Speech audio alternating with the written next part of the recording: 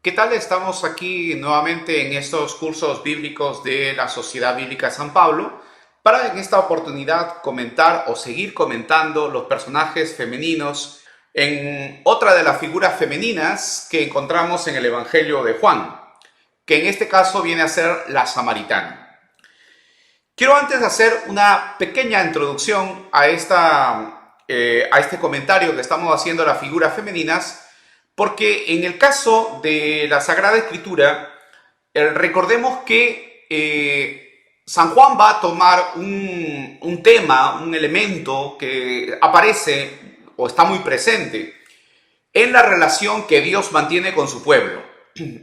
La relación, una de las relaciones que se presenta, o una de las imágenes que se presenta de este vínculo que hay entre Dios y el pueblo de Israel, es la relación esponsal.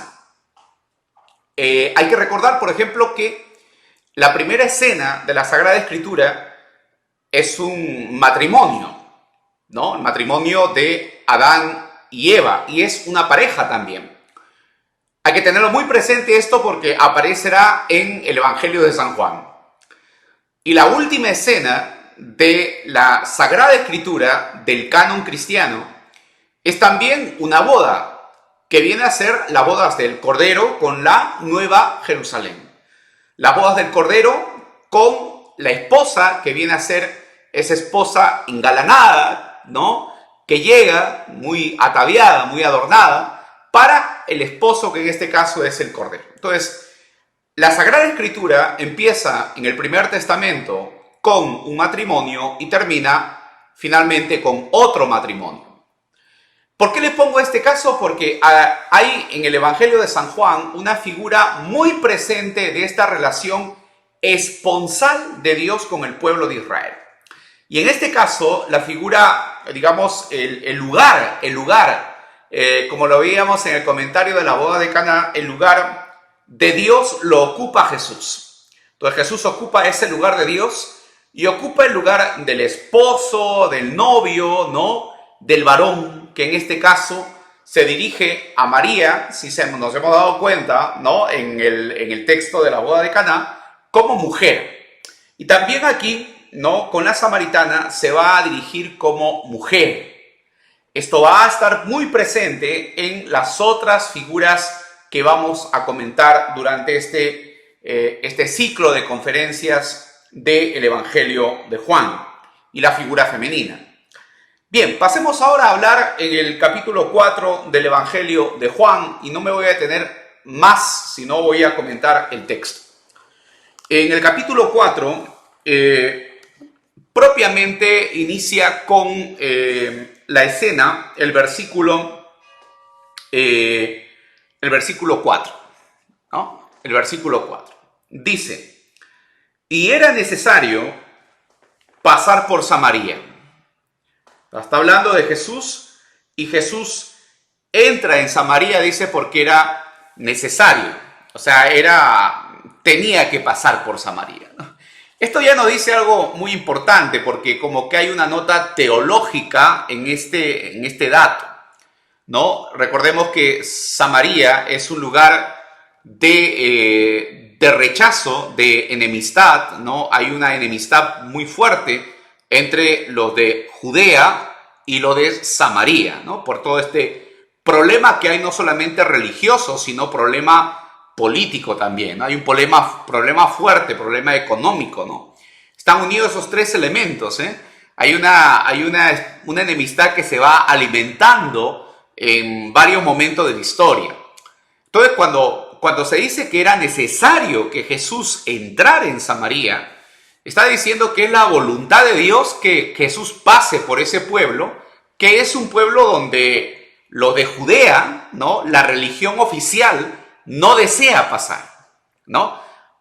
Hasta los productos que se traían de la parte norte eran sospechosos de impureza, pues porque si pasaban por Samaria eran sospechosos de impureza, o sea, la gente no lo consumía, porque eran alimentos impuros. Entonces, los que iban a peregrinar al templo ya evitaban pasar por Samaria, porque también recibían insultos y recibían todo el rechazo de los samaritanos. ¿No? Recordemos un poquito esa escena del Antiguo Testamento en la cual se dividen los dos reinos, ¿no? Y al dividirse los dos reinos surge la competencia de que hay dos templos. Entonces, es lo que va a aparecer en la escena, ¿no? ¿Dónde es que se rinde culto al Señor? ¿En el monte Garizim o es en Jerusalén, ¿no? Y después está el tema de que también existían dos pentateucos, ¿no? Estaba el Pentateuco samaritano, pero también estaba el Pentateuco judío. Entonces, ¿cuál de estos dos, no? Entonces, bien. Ahora, importante acá situar el contexto, porque esto nos va a ayudar a entender lo que viene más adelante. Bien, dice así: y fue pues a la ciudad de Samaria, ¿no? Llamada Sicar, ¿no? Junto a la heredad de Jacob, que Jacob dio a su hijo José. Entonces acá aparece la figura de Jacob, porque si bien en el ambiente de Judea la figura es Moisés, la figura mosaica, ¿no? O sea, toda la tradición mosaica, acá es la figura de Jacob, ¿no? Está el pueblo samaritano unido a la figura de Jacob. Y entonces dice, ahí estaba el pozo de Jacob, y entonces Jesús, cansado del viaje, se sentó junto al pozo, ¿ya? Y era como la hora sexta. ¿Ya? Bueno, a ver, vamos a ver. En primer lugar, en el texto griego hay una partícula que se traduce como junto a, pero también se puede traducir como sobre. Entonces, podría ser Jesús, cansado del camino, se sentó sobre el pozo de Jacob, ¿ya? Con esto quiere decir que está manifestando su superioridad, ¿ya? Entonces se sienta por encima, o sea, como que está por encima de Jacob, ¿de acuerdo? Porque está por encima de Jacob. Entonces, ahí es un dato muy importante porque Jesús reemplaza la figura de Jacob. Reemplaza la figura de Jacob. Así como, por ejemplo, el vino reemplazó el agua, ¿no? La alegría del Mesías reemplazó la purificación de, ¿no? Todas las tradiciones judías, ¿no? Entonces, ahora Jesús reemplaza la figura de Jacob, digamos, una figura que es la figura importante para el pueblo samaritano. Entonces, está reemplazando una figura masculina, ¿ya? Entonces hay que entenderlo muy bien ahí, por ahí va el asunto. Y era como la hora sexta. Si usted ve el Evangelio de San Juan, ¿qué tiene que ver la hora sexta? Miremos más adelante en el relato de la pasión. La hora sexta es el momento en el cual Jesús ofrece, ¿ya? Se ofrece a sí mismo. Se ofrece a sí mismo. Y tiene que ver con el momento de la pasión. Tiene que ver con el momento de la expiración de Jesús. Momento en que Jesús entrega la vida. Entonces hay que tener muy presente el tema de era la hora sexta porque es un dato teológico. Llegó una mujer de Samaria a sacar agua. Jesús le dijo, dame de beber. No. Pues sus discípulos habían ido a la ciudad a comprar alimentos. La mujer samaritana le dijo, ¿cómo tú siendo judío me pides a mí de beber que soy mujer samaritana? Porque los judíos no se tratan con los samaritanos. Entonces aquí Juan explica eso, ¿no? Parece que el auditorio no conoce esa situación. Y entonces dice, Jesús respondió y le dijo, si conocieras el don de Dios y quién es el que te dice dame de beber, tú le pedirías, ¿no? Y te daría el agua viva. Entonces ya pasamos a un plano distinto. La mujer viene al pozo a buscar el agua del pozo. Y entonces Jesús viene y le ofrece agua viva. Aquí cuando se habla el agua viva, se está hablando del agua que representa el Espíritu. El Espíritu de Dios viene identificado con el agua que corre, el agua viva, ¿de acuerdo? Ustedes pueden ver el texto de Ezequiel, es el agua que sale del templo, es el agua viva, el agua que no está estancada. Y ojo, el pozo de Jacob tiene agua estancada. Ahí entonces, lo que ofrece Jesús a la samaritana es superior a lo que Jacob le ofreció al pueblo. Ahora, la samaritana en primer lugar le llama, tú siendo judío, Tú siendo judío, me pides a mí. El primer título que recibe Jesús acá es judío de parte de la mujer. Hay que tenerlo muy presente porque después va a ir de manera ascendente. ¿Bien? Ahora, le dice, si tú conocieras el don de Dios y quién te está pidiendo de beber, ¿quién es el don de Dios? El don de Dios es Jesús. Entonces Jesús es el don del Padre. ¿Ok? Jesús es el don del Padre. Entonces la mujer dijo, Señor, no tienes con qué sacar el agua. Y el pozo es hondo. ¿De dónde pues tienes agua viva? ¿Acaso tú eres mayor que nuestro padre Jacob, que nos dio este pozo, del cual bebieron él, sus hijos y su ganado? Jesús le contestó, cualquiera que beba de esta agua volverá a tener sed. Pero el que beba del agua que yo le daré jamás tendrá sed, sino que el agua que yo le daré será en él una fuente de agua que salta para la vida eterna. Entonces, acá hay dos cosas. Hay dos planos de conversación. La mujer se centra en el pozo y Jesús se centra en otro plano distinto a la mujer que es totalmente superior. Entonces encontramos dos niveles de conversación. Un nivel, y esto va a pasar siempre en las escenas del Evangelio de Juan, ¿no? ¿Se acuerdan los mayordomos? Los mayordomos se quedan en el vino. ¿De dónde viene el vino? Y no se dan cuenta que el que está hablando con ellos, que Jesús de Nazaret, es justamente digamos, el lugar de donde procede el vino nuevo. Entonces, igual, ¿no? La mujer samaritana se queda en el pozo. Nicodemo se queda en el tema de nacer de nuevo. ¿Cómo se puede nacer de nuevo? ¿Será que hay que entrar en el vientre de su madre y nacer de nuevo? Jesús está hablando de otra manera, de otro nacimiento, de otro modo de venir nuevamente al mundo en una nueva vida. Está hablando de una nueva vida. Entonces, hay dos niveles de conversación. La mujer se centra en el pozo, en el agua que está estancada. Jesús habla de aquel que beba el agua viva que Él le va a dar. Y dice así, ¿no? Nunca más tendrá sed. Nunca más tendrá sed. O sea, es decir, el agua, lo que ofrece Jesús, es algo que calma no una sed material, sino una sed existencial. Entonces la mujer le dijo, Señor, dame de esa agua para que no tenga yo sed y no tenga que venir a sacarla. Nuevamente se queda en el pozo. Jesús le dijo, ve y llama a tu marido y ven acá. Hay una imperativa. Ve, llama y vuelve. Ojo con ese detalle, 3 verbos. Ve, llama y vuelve. Pero ve donde tu marido, llámalo y ven aquí. No. Entonces, ahora, respondió la mujer, no tengo marido. ¿Ve la relación esponsal? Acá hay una relación esponsal, ¿no? Jesús pregunta por el esposo. ¿Quién es el esposo de esta mujer? Entonces, Jesús dijo, bien ha dicho, no tienes marido. ¿Por qué? Porque has tenido 5 maridos y el que ahora tienes no es tu marido. No. En esto ha dicho la verdad. Entonces la mujer dice, Señor, veo que eres un profeta. ¿Ve? Primero le llama judío, después le llama Señor. Ahora le llama profeta. Vamos ascendiendo, Vamos ascendiendo en los títulos que la mujer le da. Ahora, este es un tema esponsal. Y el tema esponsal es muy interesante. ¿Por qué? Porque tiene 5 maridos. ¿Ya? El que tiene ahora es el 6º.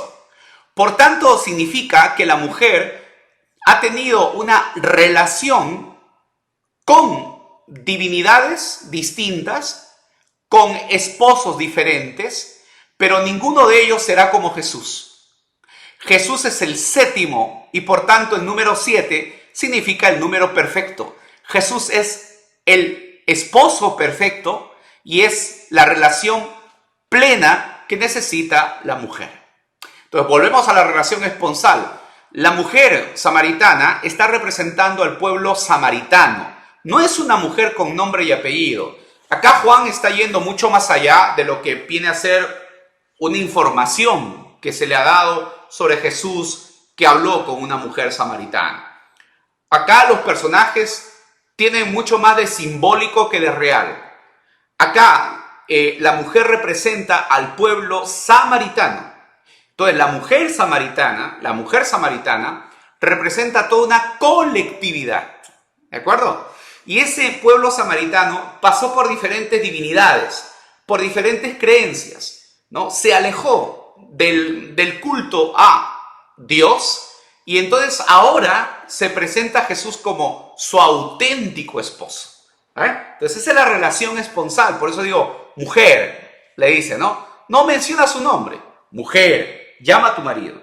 Jesús le dijo, mujer, créeme que la hora viene cuando, ¿no? Ni en este monte ni en Jerusalén adorarán al Padre. Ustedes, ¿no? Adoran lo que no saben.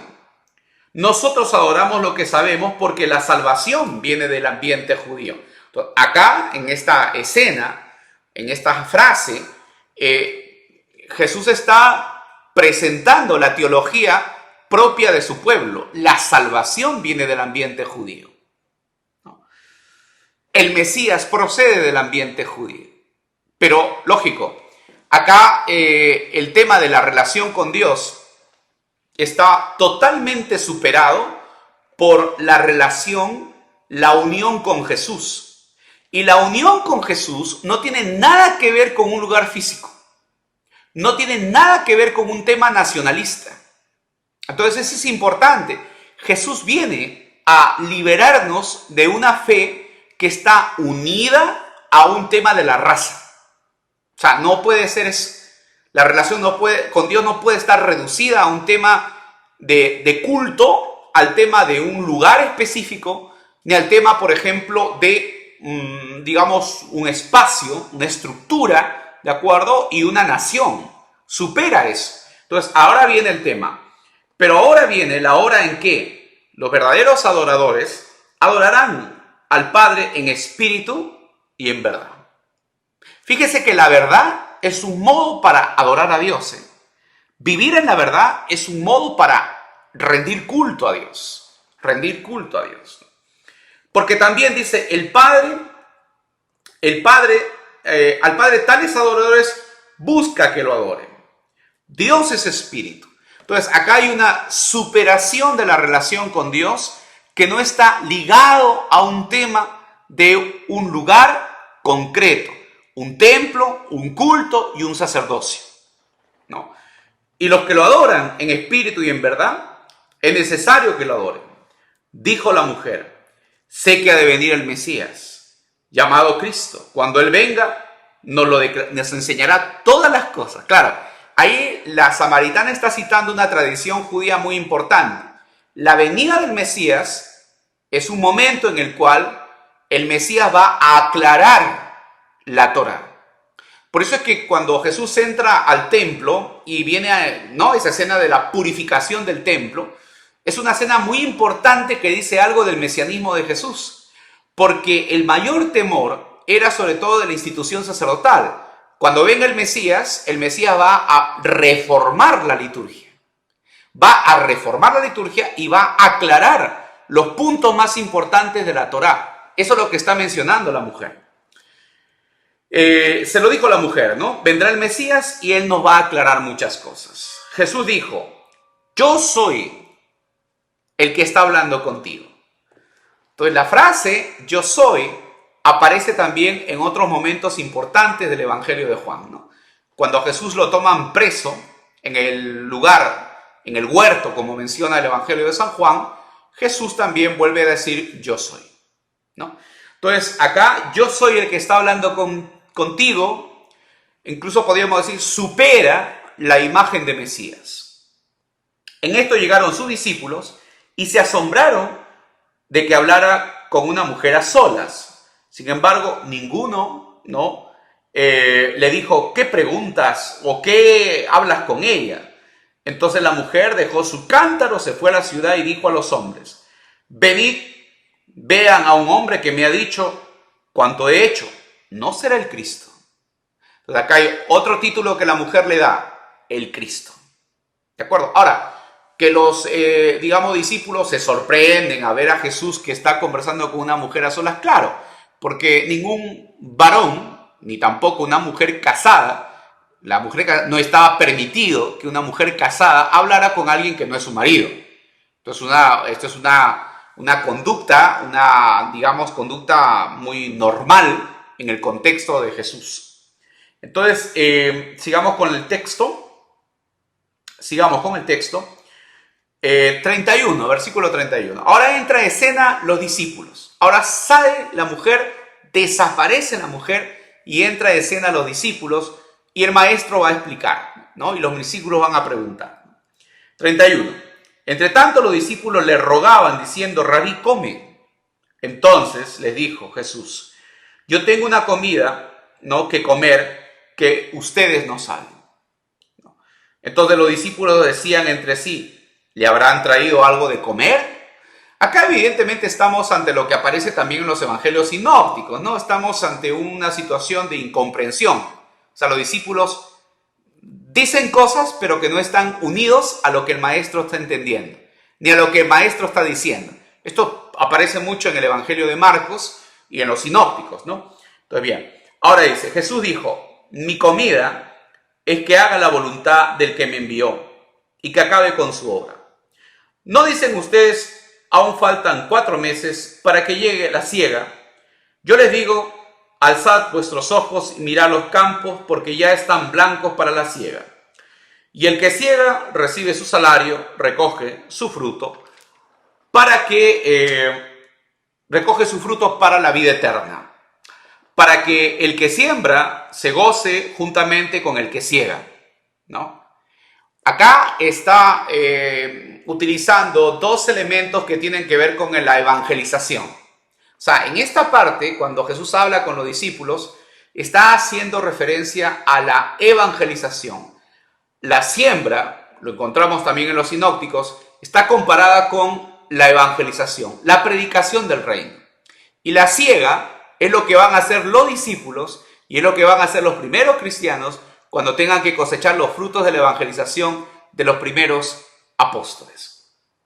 Y en esto es verdadero lo que he dicho, ¿no? El dicho: uno es el que siembra y otro el que siega. ¿Ven? Está hablando de evangelización. Yo os he enviado a segar lo que vosotros no habéis labrado. Otros labraron, vosotros habéis entrado en sus labores. Muchos de los samaritanos de aquella ciudad creyeron en Jesús por la palabra de la mujer que daba testimonio. Me dijo todo lo que he hecho. Entonces ahora vuelve a la escena de los samaritanos. Entonces, ¿qué es lo que está pasando? Hay un momento del encuentro de Jesús con la samaritana en un pozo. Hay un diálogo entre Jesús y la samaritana en 2 planos. Ella habla del pozo, del agua del pozo. Jesús habla del agua que es la vida eterna o el agua viva, ¿no? Y entonces hay 2 planos de la conversación. Uno centrado totalmente en la cuestión terrena y Jesús que habla de algo que tiene que ver con una renovación espiritual. Él es el don de Dios, Él es el agua viva, pero lo importante es aquí lo que van a decir los samaritanos. ¿Ya? Miren y presten atención porque este es un tema importante en el Evangelio de San Juan. Dice: entonces vinieron los samaritanos a él y le rogaron que se quedara con ellos. ¿Ve? Y se quedó allí 2 días. 2 días. Muchos creyeron por la palabra de él y decían a la mujer: ya no creemos solamente por lo que nos ha dicho, pues nosotros mismos hemos oído y sabemos que verdaderamente este hombre es el Salvador del mundo, el Cristo. Entonces hay un título entonces ahora que se le da a Jesús que lo dan los samaritanos: el Salvador del mundo, el Cristo. ¿Se dan cuenta cómo iniciaba la conversación con la samaritana? Judío, Señor, profeta, Mesías, y ahora los samaritanos terminan con la confesión mayor: Él es el Salvador del mundo, Él es el Cristo. Pero ¿qué le dicen a la mujer? Nosotros no creemos por lo que tú nos hayas dicho, sino creemos por el tema de la experiencia que hemos tenido con Él. Él se ha quedado con nosotros. Entonces, igual como en la primera escena, si ustedes ven al capítulo 1, Jesús les invita a los discípulos a quedarse con Él, a seguirlo, ¿no? Es decir, voltea a Jesús y le dice: ¿qué es lo que quieren? ¿Qué buscan? ¿Se acuerdan? Y los discípulos le dicen: Maestro, ¿dónde vives? Y entonces se quedaron con Él aquel momento de aquella tarde, ¿no? Igual ahora Jesús se queda con los samaritanos. Entonces lo importante es la experiencia que uno puede tener con Jesús. O sea, el estar con Jesús, el vivir con Él, el estar con Él, nos va a demostrar que realmente es el Salvador del mundo. Entonces, no solamente lo que te digan de Jesús, sino la experiencia que tú puedas tener de Él. Eso es lo que te va a dar pie al testimonio. Y la palabra testimonio es fundamental en el Evangelio de San Juan. Sigamos adelante. Y entonces, el versículo 45. Cuando llegó a Galilea, los galileos lo recibieron, pues habían visto todas las cosas que había hecho en Jerusalén en la fiesta, porque también ellos habían ido a la fiesta, ¿no? Miren, el 46, fue pues Jesús otra vez a Caná de Galilea, donde había convertido el agua en vino, y había en Cafarnaúm un oficial del rey, cuyo hijo estaba enfermo. Entonces lo que tenemos ahora, tenemos que el capítulo 2 comienza en Caná de Galilea, y el capítulo 4, ¿no?, en el 5, nuevamente hay una escena donde Jesús va otra vez a Caná de Galilea y realiza otro milagro, ¿no? Entonces, ¿qué tenemos? En el capítulo 2 es la conversión del agua y del vino. Hay el diálogo, capítulo 3, de Nicodemo, un judío auténtico. El capítulo 4, un diálogo con una samaritana, un ambiente, podríamos decir, no tan puro, ¿ya? Un ambiente samaritano, con un ambiente medio pagano por los 6 maridos que tienen, ¿no?, que son los dioses, ¿ya? Y termina toda esa parte con Jesús vuelve a Caná y realiza el milagro de curar, ¿no?, al hijo de un oficial de un reino. ¿Qué tenemos entonces? Tenemos nosotros como podemos decir, un tema como que cierra. Se inicia en Caná y termina en Caná. De Caná a Caná. De Caná a Caná. ¿De acuerdo? En Caná, ¿qué hace? Convierte el agua en vino. ¿Y cuál? Termina salvando, o digamos dándole la vida, ¿no?, curando al hijo de un centurión. Muy bien. Algunos piensan que justamente Jesús es la imagen de Elías, porque así como Elías, favoreció, ¿no?, a una viuda y no se le acabó el aceite, así también a la pareja que se casa, ¿no?, no tenían vino, ¿no?, y llena las jarras de vino. Y después termina la escena con la curación del hijo, ¿no?, de un centurión, que tranquilamente puede ser un paralelo con esa misma viuda a la cual Elías le resucita el hijo. Entonces, comparado tal vez Jesús con Elías. Pero bueno, ¿qué es la samaritana? La samaritana es un texto que presenta a cómo en un ambiente en que es gente impura, es gente que tiene otro tipo de ley, otro tipo de Torá, es un ambiente donde los fariseos los rechazan, donde el ambiente judío los desprecia. Son ellos los que realmente acogen a Jesús como Salvador. En cambio, en el capítulo 3, Nicodemo, que es todo un doctor de la ley, todavía no entiende nada y no lo va a aceptar todavía, ¿no? Ese paso que da la samaritana como Salvador del mundo no lo va a hacer. Ahora, ¿qué estamos? Estamos ante un texto esponsal. La samaritana representa también una figura esponsal. Jesús es el esposo del pueblo samaritano. Porque ustedes van al Antiguo Testamento y ven, Moisés, ¿de acuerdo?, Jacob, son patriarcas. Los patriarcas antiguos conocen a sus mujeres, ¿dónde? En un pozo. Entonces, el pozo es el lugar, lo pueden ver en el Antiguo Testamento, donde los patriarcas conocieron a sus esposas. Por algo es que Jesús ahora se encuentra en un pozo con la samaritana. Tiene una relación esponsal. Bueno, finalmente, pues es un comentario que puedo hacer con ustedes sobre el texto de la samaritana en el Evangelio de San Juan. Espero que les haya parecido interesante. Vuélvanlo a releer el texto y quedamos para otra sesión.